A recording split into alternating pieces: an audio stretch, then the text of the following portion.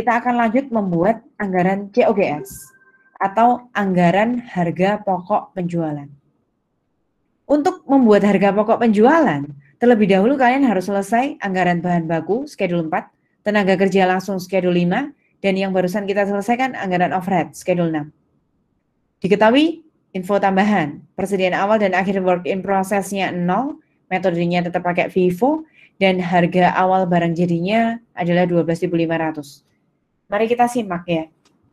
Bagaimana kalian bisa menemukan COGS? Ternyata kita harus mengingat rumus yang sudah berlalu di pertemuan kita yang kedua dan yang ketiga yang lalu. Ingatkah kalian biaya produksi itu ada 3? Direct material use, ditambah direct labor, ditambah overhead, namanya adalah total production cost. Bahan baku, tambah tenaga kerja langsung, tambah overhead, namanya adalah biaya produksi.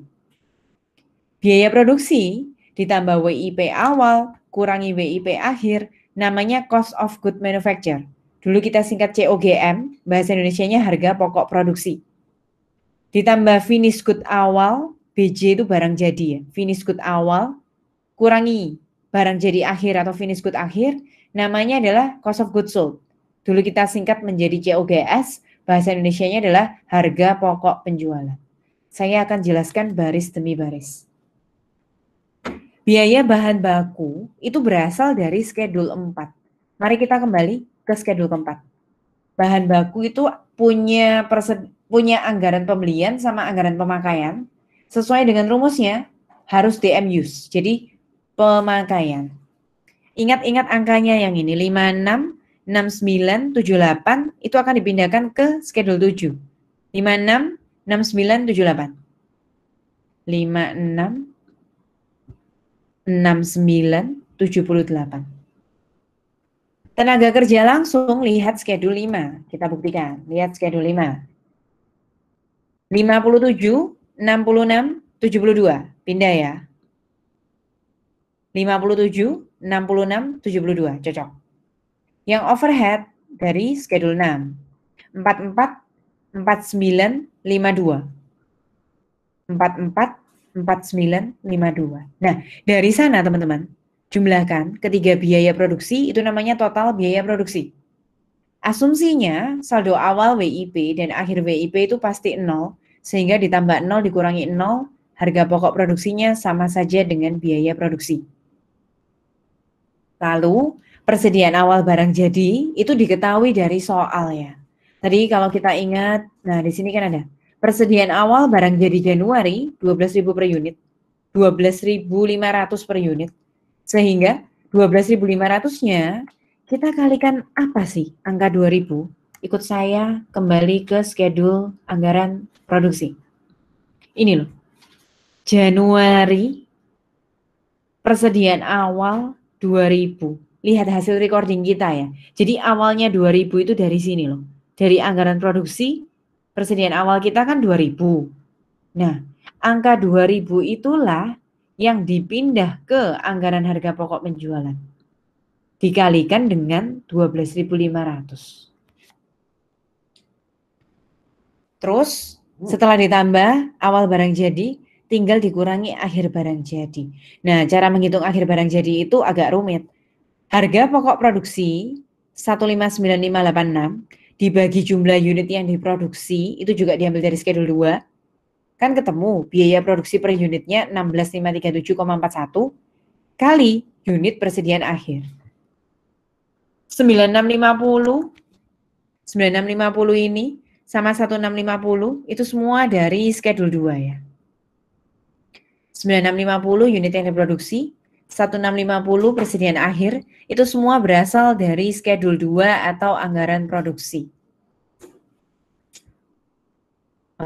Anggaran harga pokok penjualan. Nanti kalau sudah sampai bulan Februarinya, awalnya tinggal ambil dari akhir bulan lalunya aja. Jadi akhirnya yang 27 Januari jadi awalnya Februari, akhirnya Februari jadi awalnya Maret.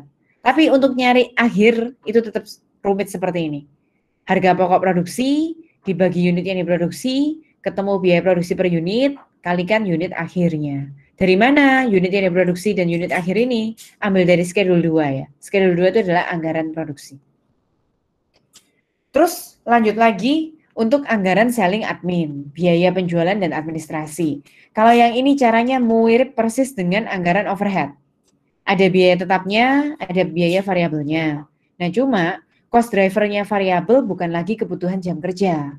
Cost drivernya yang variabel itu diganti nilai penjualan. Terus teman-teman, ini yang dimunculkan di PowerPoint ini ada yang terhide, ada yang disembunyikan. Harusnya ada tetap sama variabel. Ini cuma variabel saja. Terus jangan kaget datanya ini seperti tadi ya. Biaya tetapnya ini semua itu dalam, kalau yang di sini enggak dalam ribuan. Kita praktekkan ya. Untuk gaji dan komisi, tetapnya kan 7 juta, variabelnya kan 0,04. Berarti 7 juta tambah 0,04 kalikan 400 juta, kalian akan menemukan 23 juta. Lagi ya. Untuk biaya kerugian piutang, kan hanya ada variabel. Berarti 0,01-nya kalikan 400 juta. Sebentar. Untuk biaya kerugian piutang, khusus untuk kerugian piutang, kita tidak ambil dari sana ternyata. Angkanya nggak bisa kalau diambilkan dari sana. Coba kita melangkah ke yang lainnya dulu ya. Kalian coba ya, sambil pegang kalkulator kita buktikan. Pengiriman, untuk yang kerugian piutang sekali lagi, ini ada caranya. Untuk yang kerugian piutang harus tunggu anggaran kasnya selesai dulu. Jadi nggak bisa 0,01 kali 400 juta. Jadi untuk kerugian piutangnya di skip. Mari kita buktikan, pegang kalkulator, pegang jet lainnya. Pengirimannya silakan dibuktikan. Benar nggak? 2.250 ditambah 0,03 kalikan dengan 400.000, hasilnya 14.250. Sudah dibuktikan?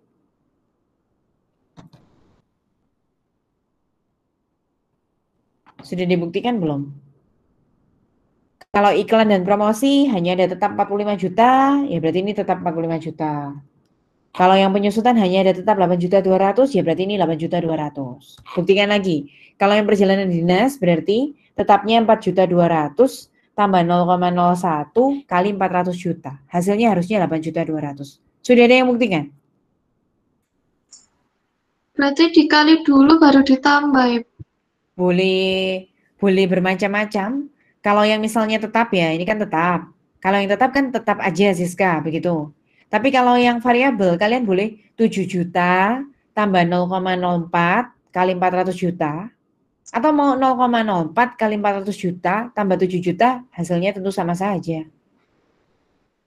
Iya, betul. Ya, yang kerugian piutang tolong di skip dulu ya. Sekali lagi kerugian piutang bukan berasal dari 0,01 dikali penjualan. Khusus kerugian piutang, itu nanti kita harus menghitung dulu anggaran kas. Sampai anggaran kas baru bisa saya jelaskan nanti. Nanti kumpulkan jadi satu, penjualan sama administrasinya di jumlah. Ini loh, yang ada garis ungunya double itu jumlahnya. Seperti tadi, demi keperluan anggaran kas, kita keluarkan yang non-tunai. Yang non-tunai, tadi kan kalian baru kasih satu contoh namanya penyusutan atau depresiasi. Catat satu contoh lagi ya, biaya kerugian piutang itu juga non-tunai. Kalau yang anak akuntansi di sini, kalian pasti pernah dengar bad debt expense. Nah, itu bahasa Inggrisnya biaya kerugian piutang. Jadi penyusutan dan biaya kerugian piutang itu adalah beban yang tidak keluar uang tunai, sehingga itu dianggap sebagai non-tunai.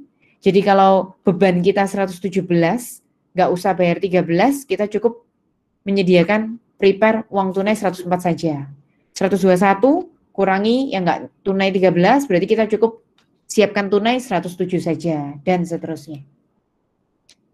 Nanti hasil akhirnya, di sini nggak dimunculkan, hasil akhirnya itu saya lompat sebentar ya. Hanya saya tunjukkan saja, tidak usah dipelajari.